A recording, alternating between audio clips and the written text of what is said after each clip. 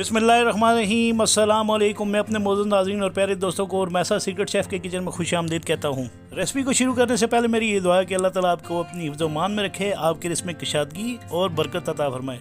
Chicken tandoori tikka हो, वो भी तवे पे बना हुआ, और अगर आपको मज़ा ना आए तो ये हो नहीं सकता। आज मैं आपके लिए तंदूरी चिकन बना रहा हूँ, वो भी बग़ैर ओवन के, लेकिन इसमें मज़ा इंशाल्लाह बिल्कुल तंदूरी चिकन जैसा ही होगा। जब आप तंदूरी चिकन बनाते हैं तो ये अंदर से कच्चा क्यों रहता है, ये टिप मैं आपके साथ शेयर करूंगा, और इसमें टेस्ट कैसे बनाया जाता है इंशाल्लाह ये भी टिप आपके साथ में, यानी तमाम राज मैं अपने मौजूद नाज़रीन और प्यारे दोस्तों के साथ शेयर करूंगा। अगर आपने चैनल पर नए हैं तो मेरे चैनल को सब्सक्राइब करें, वीडियो को लाइक और शेयर ज़रूर करें। तो चलिए स्टार्ट करते हैं इस रेसिपी को। बिस्मिल्लाहिर्रहमानिर्रहीम। ये मैंने चिकन ले लिया है, ये तकरीबन 2 लेग थी मेरे पास। इनको आपने इस तरह कट लगा लेना है, और हर पीस के ये लेग के आपने 3-3 पीस कर लेने हैं, और आपने इस तरह चिकन को कट्स लगा लेने हैं। कट्स लगाने से ये होगा कि इंशाल्लाह जो चिकन है वो अच्छे तरीके से कुक होगा, क्योंकि मैं इसमें गहरे कट्स लगा रहा हूँ, और इससे इंशाल्लाह इसका टेस्ट भी बढ़ेगा। तो इसके बाद मैं एक बाउल लेकर इसके अंदर जो है आधा कप के बराबर जो है मैं दही डाल लूँगा। इसके बाद ये नमक है, ये आधा खाने के चम्मच के बराबर आप इसमें डाल।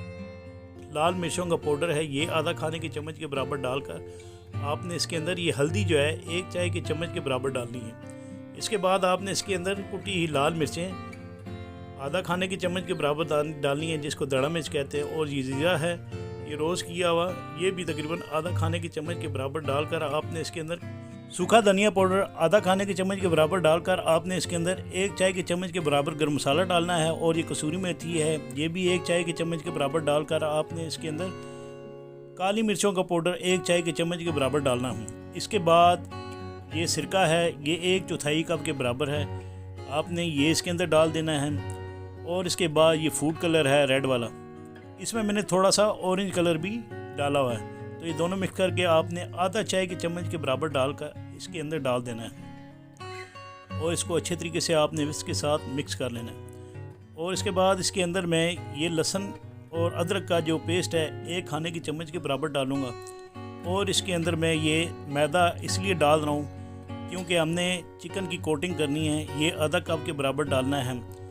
मैदा डालने से ये होगा कि चिकन की कोटिंग अच्छी होगी, और आप जो चिकन की कोटिंग बनाएंगे वो थोड़ी सी गाढ़ी बन जाएगी, इसलिए मैंने इसमें मैदा डाला है। और ये आधा किलो के बराबर चिकन है, जिनके तकरीबन मैंने 6 पीस किए हैं। ये इसमें डालकर आपने इसके अंदर ये ऑयल जो है 1/4 कप के बराबर डाल देना है। ऑयल डालने से ये होगा कि इसके अंदर जो हमने मैरिनेट की हुई है, मैरिनेशन रखी हुई है, ये इंशाल्लाह चिकन के साथ अच्छे तरीके से चिपक जाएगी। और इस चिकन को आपने 2 घंटे के लिए कवर करके रख देना है।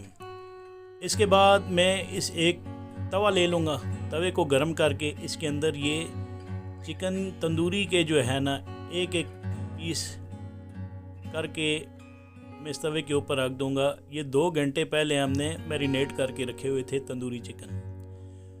तो आपने चिकन को जब भी काटना है जॉइंट से काटें, इंशाल्लाह ना चिकन में ब्लड आएगा और ना चिकन जो है वो कच्चा रहेगा। तो 5 से 10 मिनट गुजरने के बाद आपने इन चिकन के पीसों को इस तरह टर्न कर लेना है। इसके बाद आपने इसको लो मीडियम हाई हीट पर पकाना है, यानी चूल्हे की जो फ्लेम है आपने उसको ज़्यादा तेज़ नहीं रखनी।